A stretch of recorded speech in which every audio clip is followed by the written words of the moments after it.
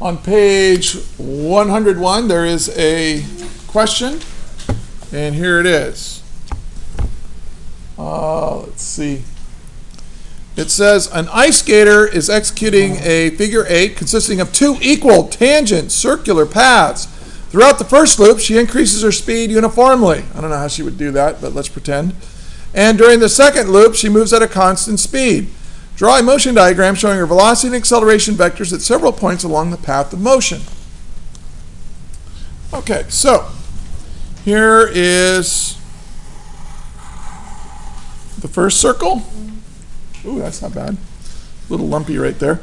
And here is the, whoops, that's terrible. Second circle. Yeah. Okay. See, that makes it a lot better. Now, so let's say she's going to start the first circle like this, and she's going to move in this direction. She'll start off with 0 velocity. I'll put a dot. The dots represent her position. And then we'll go right here, and she's going kind of slow. So there's the velocity vector. The velocity vector is tangential. Okay, and then what did it say? It said it wants the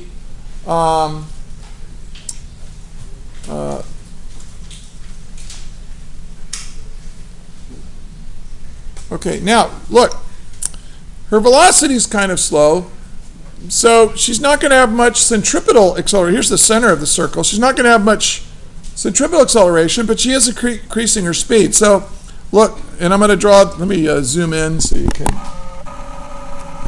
Picture so dang small. Ooh, there you go. Oh, I'm glad I cleaned my fingernails this morning. All right, so there is a little bit of radial acceleration, but we're increasing our speed, so there's a little bit of tangential acceleration. When you add those together, our overall acceleration vector is going to look like that. So here's V, and here's A. And then let's look at it right here. Here's our position. Now our velocity, we're going to be going a little bit faster here. And so I'm still got some tangential acceleration, but now I've got a lot more radial acceleration because I'm going a lot faster. And so if I add those two together, here's my tangential, or my overall acceleration. So here's velocity, here's acceleration. And then right here, I'm going to be going quite a bit faster. And so now I've got a lot of centripetal acceleration, but probably the same amount of tangential accelerations, because the book said we're increasing our speed at a uniform rate during that first loop. And so if I add this plus this, so here's my velocity vector and here's my acceleration vector. And then here we're moving, let's see, 1, 2, 3, 4, so should have made my arrows a little bit smaller. And so now my acceleration, here's my velocity vector, and the acceleration vector is going to have a lot of centripetal acceleration and about the same amount of radial. So there's my acceleration vector. It's kind of messy, but you can kind of see that the velocity vector is 0 here, and then gets bigger, bigger, bigger, bigger, and I'm trying to increase the arrow by about the same amount each time.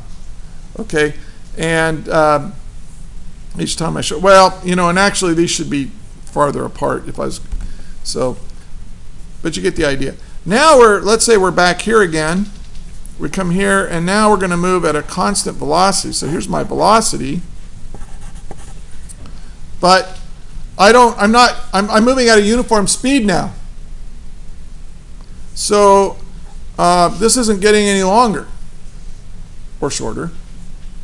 which means there's no tangential acceleration. All the acceleration is used to change my direction. So there's my acceleration vector. And over here, whoops, velocity. Oh. And we've got an acceleration vector like that. Here's my velocity and my acceleration like that. These are all pointed towards the center of the circle. These are all tangent. Velocity is you always draw the velocity vector tangential to your path. I mean, that's at that instant, that's the direction you're going and how fast you're going. But the acceleration can have a component that's either backwards or forwards to that.